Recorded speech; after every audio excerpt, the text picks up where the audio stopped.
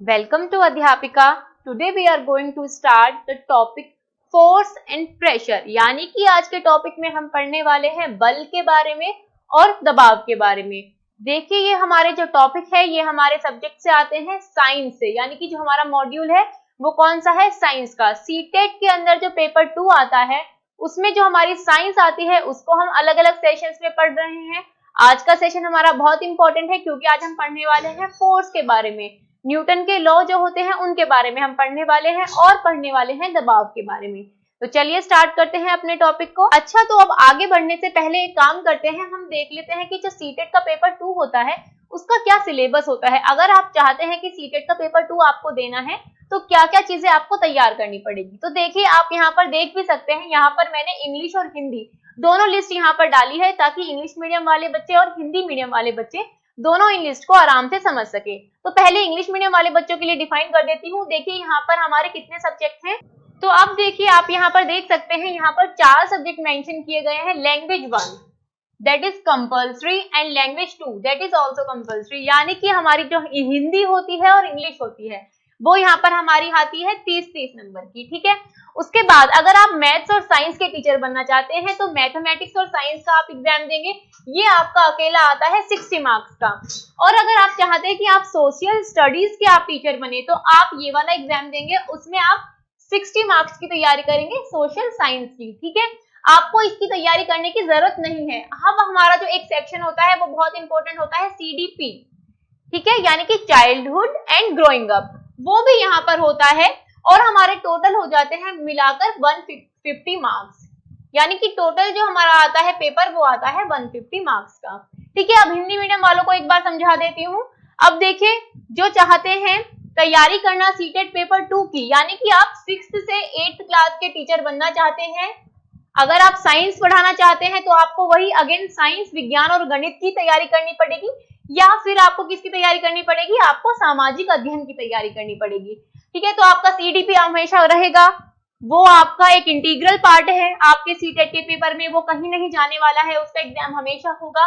यानी कि बाल विकास एवं शिक्षण 30 मार्क्स का ये होगा हमारा, भाषा 1 होगी 30 मार्क्स की और भाषा 2 यानी कि इंग्लिश और हिंदी हमारी होगी 30-30 मार्क्स की।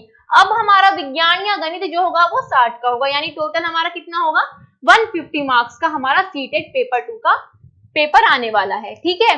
तो ये अब हमने समझ लिया। अब हम एक काम करते हैं, अपने टॉपिक पर आ जाते हैं जल्दी से, और टॉपिक है हमारा फोर्स। अब देखिए हम पढ़ेंगे फोर्स के बारे में, यानी कि बल के बारे में। आपने 8th में 9th में इसको पढ़ा होगा कि फोर्स क्या होता है। वहां पर हमने क्या पढ़ा था कि दैट एनी पुल और पुश ऑन एनी ऑब्जेक्ट, यानी कि किसी भी वस्तु के ऊपर अगर हम धक्का लगाते हैं या उसे खींचते हैं, अपनी ओर खींचते हैं, तो हम क्या कहते हैं कि हमने उसके ऊपर एक बल लगाया है, या फिर इंग्लिश में कहें तो हमने उसके ऊपर एक फोर्स लगाया है। तो ये एक इसकी बेसिक डेफिनेशन है जिसको हम बचपन से पढ़ते आए हैं। अब हमें क्या करना है, इस डेफिनेशन को समझने की कोशिश करनी है क्योंकि यहीं से हमारे क्वेश्चन आते हैं। तो इसको समझने की कोशिश करते हैं। देखिए धक्का लगाने का मतलब या खींचने का मतलब क्या हुआ कि हम किसी चीज के ऊपर कुछ काम कर रहे हैं, या तो उसे मूव करना चाहते हैं या उसकी शेप को हम चेंज करना चाहते हैं। तो बल का काम क्या हुआ, फोर्स का काम क्या हुआ, that we want to change the position of that object, कि हम उस ऑब्जेक्ट की पोजीशन को चेंज करना चाहते हैं, या फिर हम उस पोजीशन की स्पीड को चेंज करना चाहते हैं। जैसे कि एक कार खड़ी है, हमारी कार खड़ी है, अब वो चल नहीं रही है, यानी कि वो अपने इंजन से काम नहीं कर रही है, उसको हमें पुश करना पड़ रहा है उसको आगे बढ़ाने के लिए। तो हमने क्या किया, हमने उसके ऊपर एक फोर्स लगाया। या फिर आपको अपना फोन उठाना है, उस फोन को उठाने के लिए, अपनी ओर लाने के लिए, यानी कि उसको आपने क्या किया, पुल किया, आपने क्या किया, उसके ऊपर एक फोर्स लगाया, that is also a kind of force. अब या फिर आपने कोई चीज ऐसे ही फेंक दी जमीन पर, ठीक है, तो आपने क्या किया, उसको अपने से दूर फेंक दिया, यानी कि आपने क्या किया, उसके ऊपर कुछ पुल लगाया। तो इसका मतलब आपको समझ में आया कि क्या यहाँ पर पुल हुआ और क्या पुश हुआ। या फिर एक तरीके से हम कहें तो हम किसी चीज की जो पोजीशन है, अगर कोई चीज एक अवस्था में रखी हुई है, सपोज कीजिए एक स्टेबल अवस्था में रखी हुई है, उसको हम क्या करना चाहते हैं, उसको उसकी पोजीशन से हटाना चाहते हैं, तो हम क्या करेंगे, उसके ऊपर एक फोर्स लगाएंगे। एक बार इसको इन पॉइंट्स के थ्रू और अच्छे से समझने की कोशिश करते हैं। देखिए फोर्स इज अ पुश और पुल अपॉन एन ऑब्जेक्ट, यानी कि किसी भी ऑब्जेक्ट के ऊपर क्या हुआ, पुश या पुल हुआ। अब इसको हम अच्छे से समझ सकते हैं कि क्यों हम इसको पुश और पुल ही कह रहे हैं, क्योंकि हम बेसिकली दो ही काम करते हैं। सपोज कीजिए आपको एक कार है, उसको धक्का देना था, या फिर एक अलमारी है, जैसे यहाँ पर आप देख सकते हैं एक ऑब्जेक्ट है, इसको आप सोच लीजिए कि ये एक अलमारी है। इस अलमारी को दो आदमी क्या कर रहे हैं, एक आदमी पुश कर रहा है, एक आदमी क्या कर रहा है, उसको पुल कर रहा है, यानी कि एक आदमी उसको आगे की तरफ बढ़ाने के लिए धक्का दे रहा है, वहीं दूसरा आदमी क्या कर रहा है, उसको आगे की तरफ बढ़ाने के लिए उसको खींच रहा है। लेकिन आप एक चीज देख सकते हैं, जो इनकी डायरेक्शन है वो सेम है, यानी कि फोर्स जिस डायरेक्शन में लगाया जा रहा है वो सेम है। ठीक है, तो अब क्या होगा, जब एक ही डायरेक्शन में काम होगा, एक ही डायरेक्शन में फोर्स लगाया जाएगा, तो ये अलमारी क्या होगी, इजीली अपनी पोजीशन से आगे बढ़ जाएगी। अगर हम इसको एक अलमारी मानकर चल रहे हैं, या फिर इसको अगर हम एक ऑब्जेक्ट या फिर एक वस्तु मानकर चल रहे हैं, तो क्या होगा, ये अपनी पोजीशन से आगे बढ़ जाएगी। तो whenever there is an interaction between two objects, there is a force upon each of the objects. When the interaction ceases, the two objects no longer experience the force. अब इसको हम पॉइंट को आगे बड़े अच्छे से समझने वाले हैं कि क्या फोर्स सीज कैसे हो जाता है। अभी आप ये समझने की कोशिश कीजिए कि फोर्स आखिर होता क्या है। बल वह कारक है जो किसी भी रुकी हुई अथवा थमी हुई वस्तु में परिवर्तन ला सकता है। जब कोई वस्तु किसी भी सीधे रास्ते पे चल रही होती है, तो उसे रोकने के लिए या उसकी गति को और तेज करने के लिए जिस कारक का उपयोग किया जाता है, उसे ही हम बल कहते हैं। सपोज कीजिए एक कार चल रही है, क्या जा रही है, वो एक स्पीड से आगे बढ़ रही है। ठीक है, तो अब उसको हम क्या करना चाहते हैं, उसकी पोजीशन में चेंज करना चाहते हैं, या तो उसको हम रोकना चाहते हैं या और तेज चलाना चाहते हैं। तो रोकने के लिए क्या करेंगे, हम ब्रेक लगाएंगे। तो ये भी क्या हुआ, that is also a kind of force, ये भी एक बल का टाइप हुआ। वैसे ही अगर हम चाहते हैं कि उसकी स्पीड को और बढ़ा दे, तो हम क्या करेंगे, उसको एक्सेलरेट करेंगे, वो भी एक काइंड ऑफ फोर्स हो जाता है। ठीक है, आप सिर्फ यहां से ये पॉइंट याद रखिए कि कोई चीज है, उसको हम पोजीशन उसकी चेंज करना चाहते हैं, स्पीड उसकी चेंज करना चाहते हैं, तो हम क्या करेंगे, उसके ऊपर एक बल लगाएंगे। जैसे कि आप एक रोजमर्रा के काम करते हैं, रोजमर्रा के काम करने हैं, आपको कोई चीज कहीं से उठानी है, उसको शिफ्ट करना है, आगे धकेलना है, तो आप क्या करते हैं, उसके ऊपर एक फोर्स लगाते हैं। अब वो फोर्स क्या होता है, अगर वो चीज भारी है, यानी कि उसका वेट अगर ज्यादा है तो ज्यादा फोर्स लगाना पड़ेगा, कम है तो कम फोर्स लगाना पड़ेगा। इन प्रॉपर्टीज को भी अभी हम आगे समझेंगे और अच्छे तरीके से देख लेते हैं उन पॉइंट्स को। अब देखिए, फोर्स जो होता है वो एक वेक्टर राशि होती है, या फिर हिंदी में कहे तो ये एक सदिश राशि होती है। इससे पहले के सेशंस में भी हम पढ़ चुके हैं, कोई भी राशि जिसके अंदर मैग्नीट्यूड होता है, साथ ही साथ उसके अंदर एक डायरेक्शन भी होती है, तो हम क्या कहते हैं, हम कहते हैं कि वो एक सदिश राशि है, यानी कि दैट इज अ वेक्टर राशि, वेक्टर यूनिट। ठीक है, जैसे कि हमारा फोर्स है, इसके अंदर देखिए हमने अभी देखा अलमारी जो थी, अलमारी में एक ही डायरेक्शन में काम हो रहा था। अगर वो मूव होनी थी, उसको मूवमेंट के लिए क्या चाहिए था, हमें उसकी डायरेक्शन चाहिए थी फोर्स के, कि किस डायरेक्शन में वो काम कर रहा है, उसी डायरेक्शन में वो क्या करेगी, मूव करेगी अलमारी। तो क्या हुआ, ये एक सदिश राशि हुई, और जिसके अंदर कोई भी मैग्नीट्यूड के साथ कोई दिशा नहीं होती है, उसे हम कहते हैं अदिश राशि, यानी कि स्केलर क्वांटिटी। ठीक है, ये बात आपको याद रखनी है कि फोर्स क्या है, फोर्स एक स्केलर क्वांटिटी, कि फोर्स क्या है, फोर्स एक वेक्टर क्वांटिटी है, क्योंकि यहां से एग्जाम में क्वेश्चन आ जाता है। अब देखिए, इसकी जो एसआई यूनिट होती है वो आपको याद रखनी है, वो होती है न्यूटन। एक जो न्यूटन होता है वो 10⁵ डाइन के बराबर होता है, यानी कि डाइन भी क्या है, फोर्स की एक यूनिट है।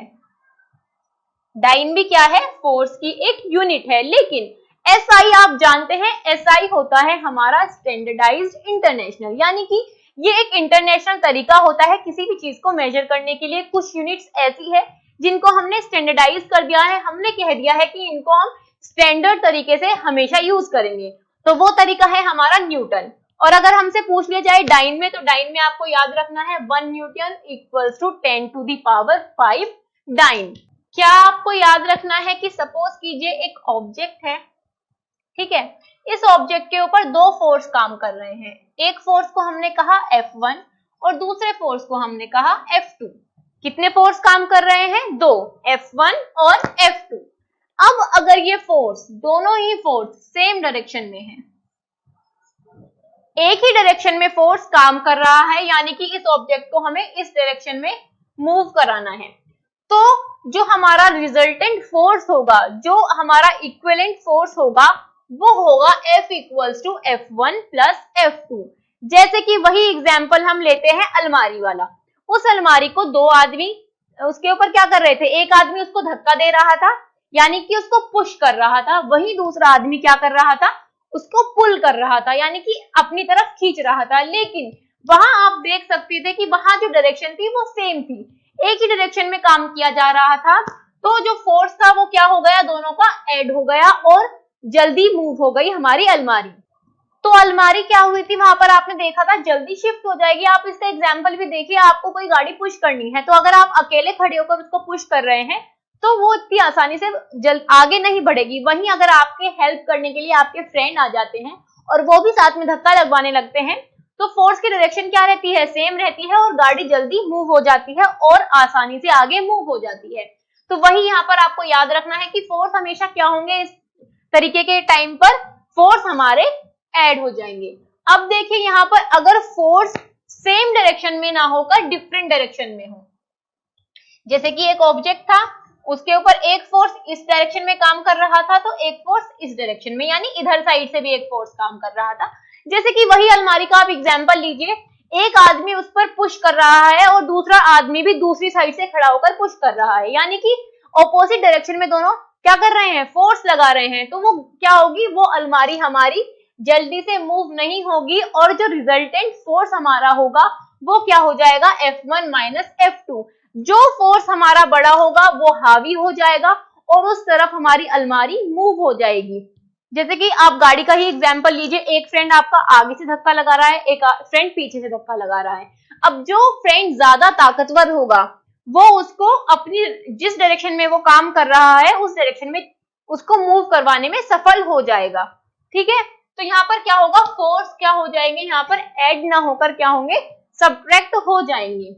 अब देखिए एक और बात कि अगर फोर्स सेम है, फोर्स सेम होंगे तो उसकी जो पोजीशन होगी, ऑब्जेक्ट की जो पोजीशन होगी वो वही बनी रहेगी, चेंज नहीं होगी, वो उसी पोजीशन में रहेगा ऑब्जेक्ट हमारा, ठीक है। अब जब हमारा पोजीशन चेंज नहीं हुई तो यहाँ पर क्या चेंज होगा, यहाँ पर चीज की जो आकृति होती है, शेप होती है, वो चेंज हो सकती है। आप देखिए कोई चीज है, उस पर आप आगे से और पीछे से दोनों साइड से फोर्स लगाए जा रहे हैं और वो इक्वल फोर्स है, तो उससे क्या होगा, उस चीज की शेप बदल जाएगी, उस शेप में वो शायद ना रहे। अगर वो बहुत ही ज्यादा हैवी मटेरियल से बनी हुई है, शायद उसकी जो शेप है वो इतनी जल्दी चेंज ना हो, लेकिन अगर वो चेंज हो सकती होगी तो वो अपनी क्या होगी, शेप को चेंज कर लेगी। तो इस तरीके से क्या होता है, चीजों की शेप चेंज हो जाती है, ये आपको याद रखना है।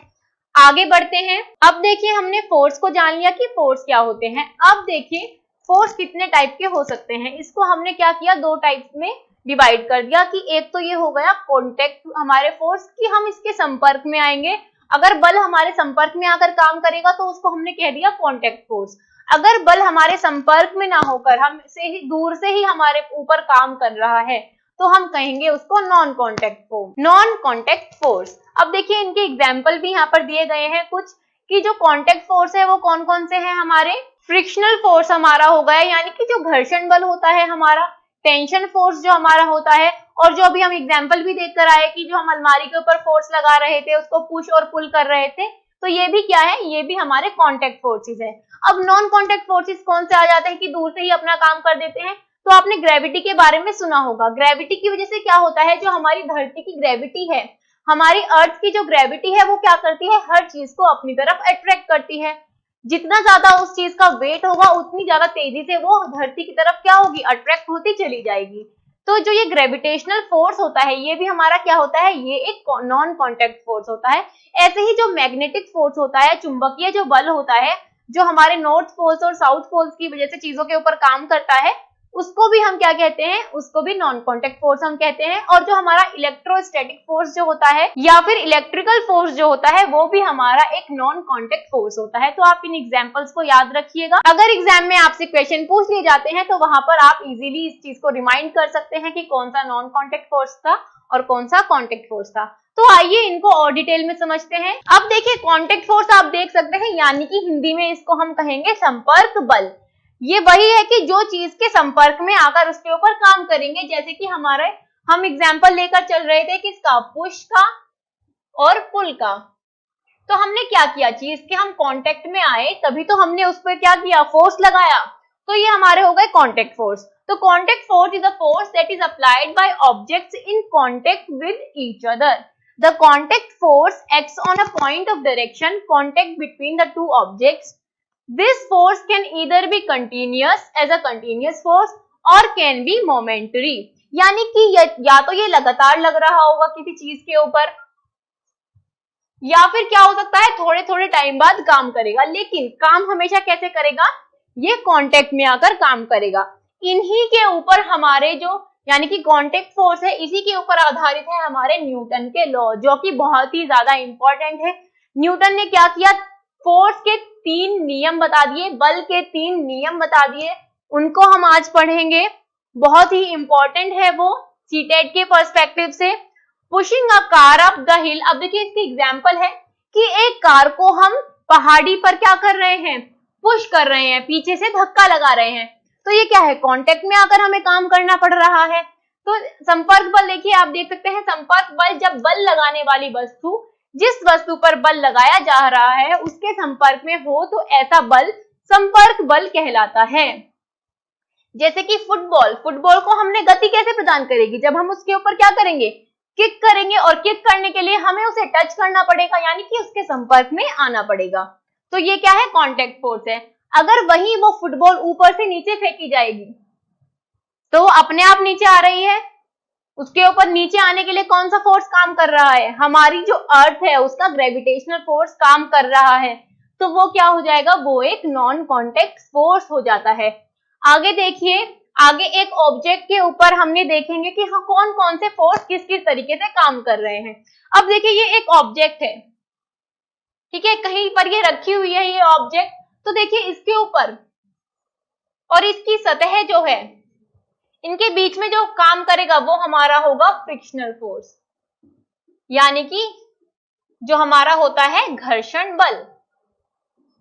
ठीक है, इसको भी हमें आगे बहुत डिटेल में पढ़ना है, बहुत इंपॉर्टेंट है ये। अप्लाइड फोर्स की हमने कोई फोर्स इसको मूव करने के लिए इसके ऊपर लगा दिया, नॉर्मल फोर्स इसके ऊपर जो लगेगा, और वेट की वजह से जो फोर्स लगेगा। तो ये एक ऑब्जेक्ट के ऊपर बहुत टाइप के फोर्स जो काम कर रहे हैं उसको हमने यहाँ पर डिमॉन्स्ट्रेट करने की कोशिश की है। ठीक है, आगे बढ़ते हैं। अब हम देख लेते हैं असंपर्क बल या फिर नॉन कॉन्टेक्ट फोर्स के बारे में। अब हमें अच्छे से समझ में आ ही चुका है कि नॉन कॉन्टेक्ट फोर्स कौन से हैं और कॉन्टेक्ट फोर्स कौन से हैं। यानी कि जो हमारे संपर्क में आकर काम करेंगे, हमारे टच में आना पड़ेगा जिसे हमारे ऊपर काम करने के लिए, वो हो गए कॉन्टेक्ट फोर्स। वहीं उसके ऑपोजिट जो दूर से ही अपना काम कर रहे हैं, संपर्क में उनको आने की कोई जरूरत नहीं है, वो हो जाएंगे हमारे असंपर्क बल। ठीक है, तो a non contact force is a force which acts on an object without coming physically in contact with it. यानी फिजिकली वो क्या हुआ, कॉन्टेक्ट में नहीं आया। The most familiar non contact force is gravity. Most familiar कौन सा है, ग्रेविटी है। इसके बारे में सब लोग जानते हैं कि धरती का एक गुरुत्वाकर्षण बल होता है जो क्या करता है, हर चीज को अपनी तरफ अट्रैक्ट करता है, अपनी ओर खींचता है। ठीक है, in contrast a contact force is a force applied to body by another body. यानी कि इसी के ऑपोजिट क्या है, जो कॉन्टेक्ट फोर्स होगा वो उसके कॉन्टेक्ट में आकर काम करेगा। ठीक है, इसके बहुत ही जो कॉमन एग्जाम्पल है वो आपको याद रखने हैं, गुरुत्वाकर्षण बल और चुंबकीय बल। ठीक है, अब इनका भी कुछ एग्जाम्पल हम देख लेते हैं पिक्चर्स के थ्रू, ताकि आपको और अच्छे से समझ में आ जाए कि कॉन्टेक्ट फोर्स और नॉन कॉन्टेक्ट फोर्स क्या होते हैं। अब देखिए, ये ऑब्जेक्ट है, इसके ऊपर हमें क्या किया, हमने पुश किया, हम इसको धक्का दे रहे हैं। तो हमें इसके कांटेक्ट में आना पड़ रहा है, ऐसा तो नहीं है कि हम दूर से बैठे काम कर रहे हैं। तो हमने क्या किया, इसको हमने कह दिया कांटेक्ट फोर्स।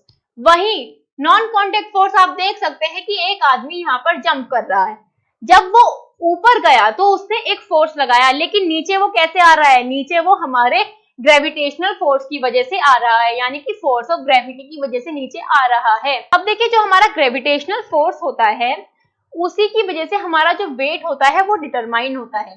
देखिए जो हमारा वेट था वो हमने देखा था कि weight is equals to mg।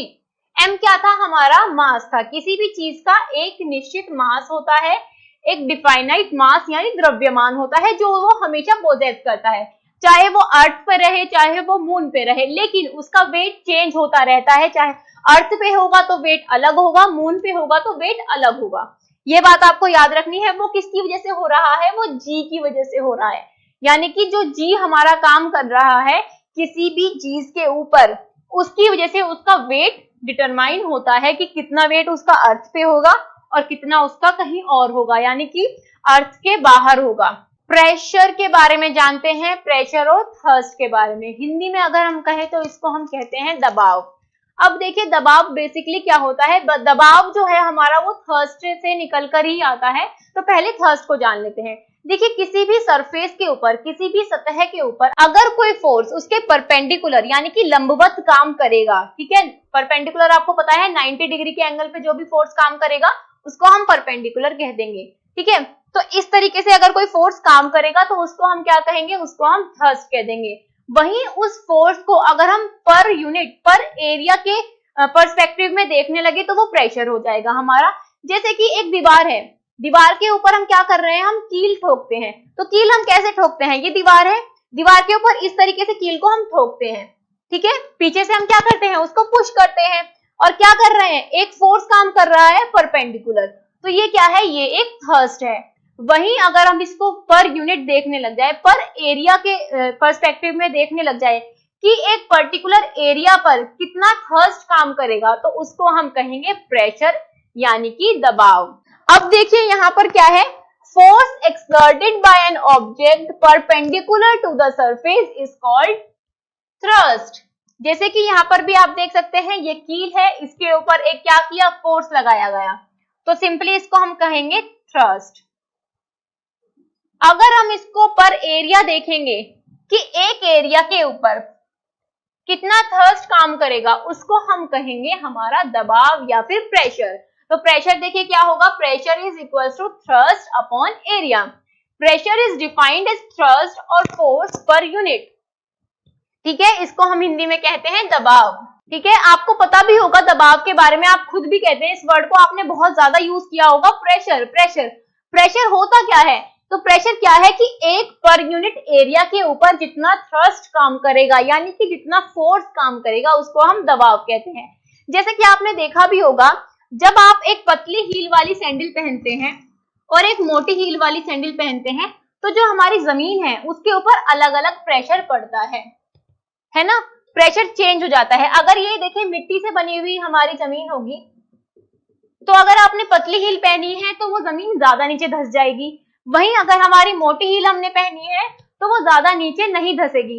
तो ये जो काम हो रहा है वो किसकी वजह से हो रहा है, वो हो रहा है प्रेशर की वजह से, ठीक है, प्रेशर की वजह से। अब देखिए, आप ये देखिए कि जब हमने मोटी हील पहनी तो मोटी हील का क्या है, एरिया ज्यादा है, तो जब उसका एरिया ज्यादा होगा तो उसका जो दबाव है, प्रेशर है, वो क्या होगा, कम होगा।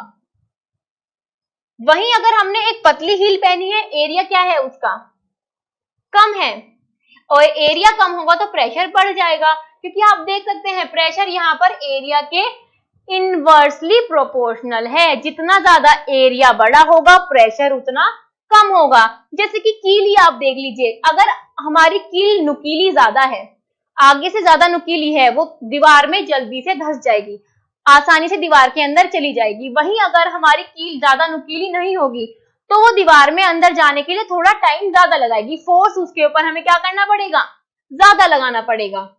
तो ये चीजें आपको याद रखनी है कि ये एरिया के इनवर्सली प्रोपोर्शनल होता है प्रेशर हमारा, ठीक है। अब लिक्विड्स के अंदर प्रेशर देख लेते हैं, जहां से हमेशा क्वेश्चन आता है सीटेट के पेपर में, बहुत ही ज्यादा इंपॉर्टेंट है। देखिए लिक्विड्स में क्या होता है कि लिक्विड्स हर तरफ प्रेशर लगाता है। अगर एक बर्तन के अंदर एक लिक्विड है, एक बर्तन के अंदर एक लिक्विड है, तो वो चारों तरफ उसका प्रेशर काम करेगा, हर डायरेक्शन में उसका प्रेशर काम करेगा। लेकिन जो प्रेशर होगा वो प्रेशर डेप्थ के साथ साथ, गहराई के साथ साथ बढ़ता जाएगा। यानी कि अगर हम देखेंगे तो यहाँ पर प्रेशर कम होगा और जो इसकी गहराई है सबसे नीचे तली पर प्रेशर सबसे ज्यादा होगा। यहां से एग्जाम में क्वेश्चन हमसे पूछा जाता है कि एक बर्तन के अंदर एक द्रव है, एक बर्तन के अंदर एक लिक्विड रखा गया है, तो बताइए उसका प्रेशर सबसे ज्यादा कहां पर होगा। तो आपको बताना है कि प्रेशर सबसे ज्यादा कहां पर होगा, सतह पर होगा, उसके बेस पर होगा, जो नीचे सबसे ज्यादा तली है उसकी, वहां पर प्रेशर सबसे ज्यादा होता है।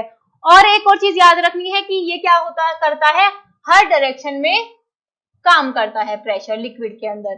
ठीक है, ये बहुत इंपॉर्टेंट है, ये आपको याद रखना है। आगे बढ़ते हैं। बहुत ही ज्यादा इंपॉर्टेंट चीज यहां से जो आपको याद रखनी है, न्यूटन के 3 नियम, न्यूटन्स 3 लॉ ऑफ फोर्स। ठीक है, उसने क्या कहा, न्यूटन ने सबसे पहला हमें जो लॉ दिया वो दिया इनर्शिया का।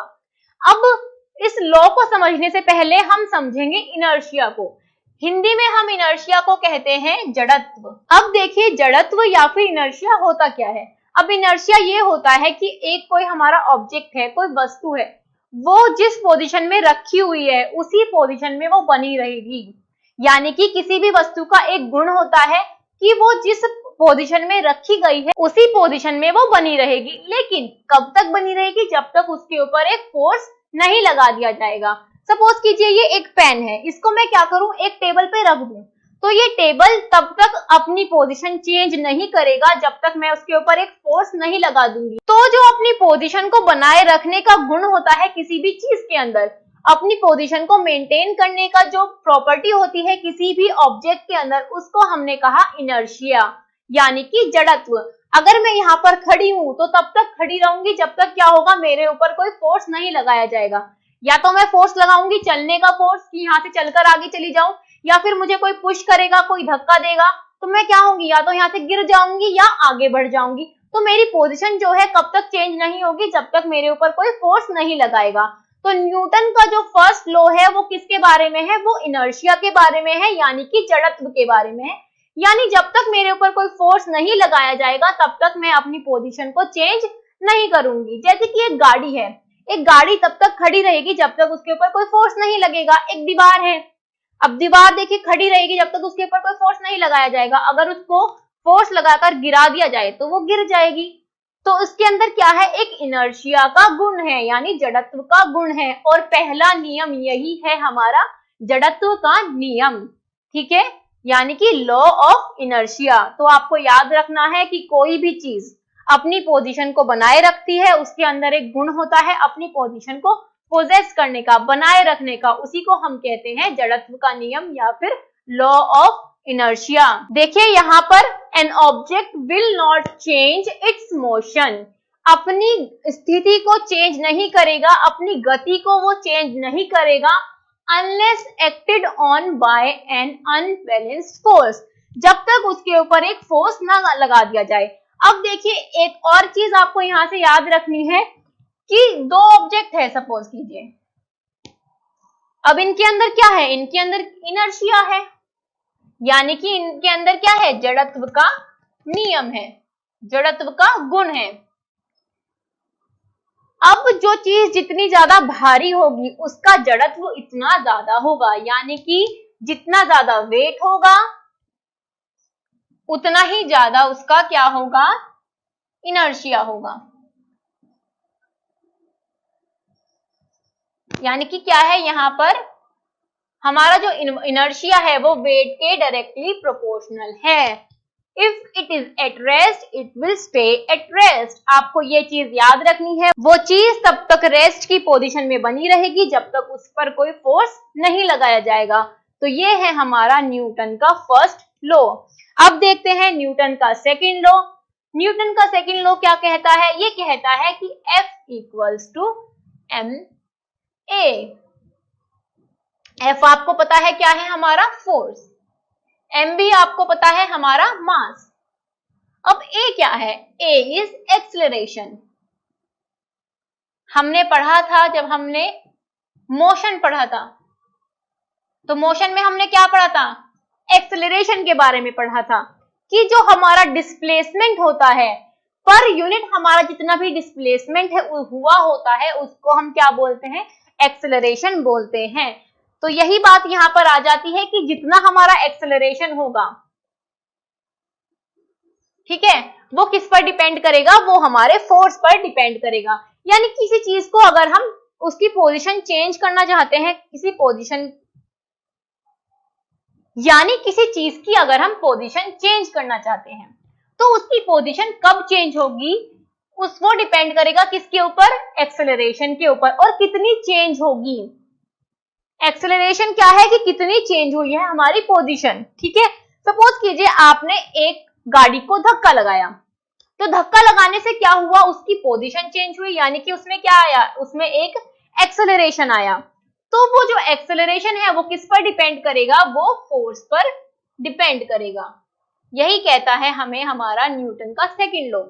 How much an object accelerates, यानी कि कितना एक ऑब्जेक्ट आगे बढ़ेगा, उसमें विस्थापन जितना होगा वो किस पर डिपेंड करेगा, उस चीज के मास के ऊपर और उस पर कितना फोर्स लगाया गया है उसके ऊपर। देखिए यहाँ पर आप देख सकते हैं ए क्या हो जाएगा, ए हो जाएगा हमारा F/m, यानी कि जितना वो विस्थापन उसके अंदर होगा, यानी जितनी उसकी पोजीशन चेंज होगी वो किस पर डिपेंड करेगी, वो फोर्स पर और मास पर, दो चीजों पर डिपेंड करेगी। जैसे कि आप देख सकते हैं यहाँ पर एक इंसान तीर चला रहा है, तो कितना तीर कितना आगे बढ़ेगा, कितना उसके अंदर एक्सेलरेशन आएगा, विस्थापन कितना होगा उसके अंदर, वो किसके ऊपर डिपेंड करेगा, जिस फोर्स से उसने एरो छोड़ा होगा, तीर चलाया होगा, ठीक है। तो यही चीज हमें बताता है न्यूटन का सेकंड लॉ ऑफ न्यूटन।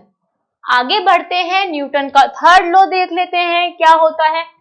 अब न्यूटन का जो थर्ड लॉ होता है वो हमें कहता है कि कोई भी चीज होती है, अगर हम उसके ऊपर फोर्स लगाते हैं, ठीक है, एक चीज है उसके ऊपर हमने फोर्स लगाई, एक ऑब्जेक्ट है उसके ऊपर हमने फोर्स लगाया, तो जितना हमने फोर्स लगाया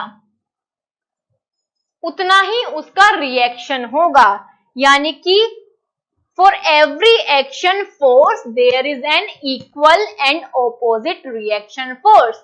ये आपने बहुत ज्यादा सुना भी होगा, जनरली लोग इसको यूज कर देते हैं कि every action has an reaction, ठीक है, हर एक्शन का एक रिएक्शन होता है। वही चीज आपको यहाँ पर याद रखनी है कि जब आप किसी चीज के ऊपर फोर्स लगाएंगे, आपने उसके ऊपर क्या किया, कुछ काम किया, तो उस एक्शन का एक ऑपोजिट और इक्वल रिएक्शन वो चीज भी आपको देगी। जैसे इसका एग्जाम्पल देखते हैं, बंदूक जब हम चलाते हैं, तो बंदूक चलाते हुए क्या होता है, हमने इस तरीके से बंदूक चलाई तो हमारा हाथ ऐसे पीछे हो जाता है बंदूक चलाते हुए। क्यों ऐसे होता है कि हमने एक फोर्स लगाया बंदूक की गोली के ऊपर, उस फोर्स की वजह से वो गोली बाहर चली गई। अब उस गोली ने क्या किया, एक फोर्स पीछे की तरफ भी लगाया, यानी कि जितना फोर्स हमने उसके ऊपर लगाया था उतना ही ऑपोजिट फोर्स उसने हमारी तरफ लगाया, इसलिए हमारा हाथ क्या हो जाता है, थोड़ा पीछे हो जाता है, यानी कि वो हमें पीछे की तरफ धक्का देता है। और एक और इसका एग्जाम्पल है रॉकेट का। देखिए रॉकेट जब चलता है तो नीचे आप देख सकते हैं उसके बहुत सारी गैसेस उससे बाहर निकलती है, एक बहुत बड़ी फ्लेम निकलती है, आग नीचे से निकलती है। उसकी वजह से जब उसने नीचे की तरफ बहुत ज्यादा प्रेशर डाल दिया, बहुत ज्यादा आग और गैसेस नीचे से निकल गई, उसकी वजह से रॉकेट क्या होता है, हमारा इस तरीके से हवा में ऊपर उठ जाता है। क्यों, क्योंकि जो जितना फोर्स हमारा नीचे की तरफ लगा था उन गैसेस की वजह से, उतना ही फोर्स उन गैसेस ने क्या किया, ऊपर की तरफ लगाया, और उसकी वजह से हमारा रॉकेट ऊपर उठ जाता है। तो ये जो होता है ये किसकी वजह से होता है, न्यूटन के थर्ड लॉ की वजह से होता है। यानी कि किसी भी चीज के ऊपर अगर हम कुछ काम करते हैं, कोई फोर्स लगाते हैं, उतना ही फोर्स वो आपकी तरफ लगाएगा, इक्वल एंड ऑपोजिट रिएक्शन होता है हर एक चीज का। जैसे कि आप सपोज कीजिए पानी में कूद जाते हैं, पानी में कूदे तो उसमें क्या होता है, आपके शरीर पर थोड़ी चोट लगती है। अगर आप पैरों की तरफ से पानी में कूदे तो आपके पैरों पर एक फोर्स काम करेगा, क्योंकि जितने फोर्स से आप पानी में कूदे उतना ही फोर्स पानी की जो सतह है वो आपके ऊपर लगाएगी, तो आपको क्या लगती है, आपको शरीर पर चोट लगती है। तो ये सब क्यों होता है, ये सब होता है थर्ड लॉ की वजह से, न्यूटन के थर्ड लॉ की वजह से, कि हर चीज का एक इक्वल और ऑपोजिट रिएक्शन होता है। या फिर एक और एग्जांपल लेते हैं कि आप किसी को थप्पड़ मारेंगे, थप्पड़ मारते हैं तो आपके हाथ पर भी चोट लगती है, क्यों, क्योंकि जितने फोर्स से आपने किसी को थप्पड़ मारा वो उल्टा फोर्स आपके हाथ पर भी काम करेगा। ठीक है, तो ये न्यूटन के 3 लॉ है, बहुत इंपॉर्टेंट है, इनको आपको याद रखना है। इनके आपको एग्जाम्पल भी याद रखने हैं। हमारा बंदूक वाला एग्जाम्पल जो है और रॉकेट वाला एग्जाम्पल है, एग्जाम में हमारे से बहुत पूछा जाता है, तो आपको याद रखना है। अब एक काम करते हैं, कुछ हम क्वेश्चन देख लेते हैं कि किस टाइप के क्वेश्चन हमारे एग्जाम में हमसे एग्जामिनर पूछ सकता है। अब देखिए यहाँ पर है, व्हाट इज अ फोर्स। ये तो हम अभी पढ़कर आए हैं कि फोर्स क्या है, किसी भी चीज पर अगर पुल या पुश, ठीक है, तो इसका आंसर होगा पुश एंड पुल बोथ। अब देखिए अगला है, what is state of motion. Motion की जो स्टेट होती है वो क्या होती है, गति की अवस्था क्या होती है, या तो कोई चीज रेस्ट पर बनी है या फिर कोई चीज क्या है, मोशन में है, आगे बढ़ रही है या पीछे बढ़ रही है। ठीक है, किसी भी डायरेक्शन में वो काम करेगी तो वो क्या है, मोशन में है। तो इसमें देखिए दोनों ही चीज क्या है, मोशन के अंदर आ जाती है, या तो वो रेस्ट पर है या फिर वो आगे पीछे गति कर रही है। तो इसका भी आंसर यही होगा, both by the state of rest और मोशन। अगला है, when two forces act in opposite directions then net force acting two forces. ये चीज तो अभी हम पढ़ के आए हैं कि किसी चीज के ऊपर दो फोर्स काम कर रहे हैं, एक F1 एक F2, लेकिन इन्होंने क्या कहा कि काम कर रहे हैं, वो ऑपोजिट डायरेक्शन में काम कर रहे हैं। अगर F2 इस डायरेक्शन में है तो, अगर F1 इस डायरेक्शन में है तो F2 इस डायरेक्शन में है। तो हमारे से पूछा गया है कि F क्या होगा, तो अभी हम देख कर आए हैं F क्या होगा, F1 माइनस F2, यानी कि दोनों का डिफरेंस। आगे बढ़ते हैं, लीव्स और fruits fall on the ground. एक पेड़ है उससे पत्तियां और फ्रूट्स, फल नीचे गिर रहे हैं, किस वजह से गिर रहे हैं, वो हमारे ग्रेविटेशनल फोर्स की वजह से गिर रहे हैं। और ये क्या है, ये एक नॉन कांटेक्ट फोर्स है। अभी अभी ये सब चीजें हमने पढ़ी है, आपको बस यही याद रखनी है। देखिए अगला है, force acts on an object में चेंज। किसी चीज के ऊपर हमने एक फोर्स लगाया, उससे क्या होगा। देखिए अभी हमने ये पढ़ा था कि फोर्स से क्या होता है, किसी भी चीज की डायरेक्शन भी चेंज हो सकती है, शेप भी चेंज हो सकती है और स्पीड भी चेंज हो सकती है, यानी कि तीनों ही सही है। आगे बढ़ते हैं, अब देखिए ये भी आप इजीली बता सकते हैं, opening a door is an example of, यानी कि दरवाजे का खुलना किस चीज का एग्जाम्पल है, एक कांटेक्ट फोर्स का है, क्योंकि दरवाजे को खोलने के लिए हमें उसके संपर्क में आना पड़ेगा, हमें उसके कांटेक्ट में आना पड़ेगा। तो ये क्या है, ये एक संपर्क बल है। आगे है, the ratio of force, ratio of force and area. इसको हम क्या कहते हैं, अभी हमने देखा कि जो प्रेशर होता है जब उसको हम एरिया के पर्सपेक्टिव में देखने लग जाए, जो फोर्स होता है उसको जब हम एरिया के पर्सपेक्टिव में देखने लग जाए तो उसको हम क्या कहते हैं, उसको हम प्रेशर कहते हैं। यानी कि एक पर्टिकुलर एरिया के ऊपर जितना थ्रस्ट काम करेगा उसको हम क्या कहते हैं, उसको हम P यानी प्रेशर कहते हैं। याद रखना है, एग्जाम में हमसे थ्रस्ट भी पूछा जा सकता है यहाँ पर, तो तब भी क्या होगा, हमारा प्रेशर। ठीक है, ये कुछ हमारे क्वेश्चन थे जो पूछे जा सकते हैं एग्जाम में। आई होप आपको फोर्स और प्रेशर का कंसेप्ट समझ में आया होगा, न्यूटन के जो 3 लॉ होते हैं, जो 3 नियम हैं, उनके बारे में समझ में आया होगा। आज के सेशन के लिए इतना ही, अब हम मिलेंगे अगले सेशन में, तब तक के लिए थैंक यू।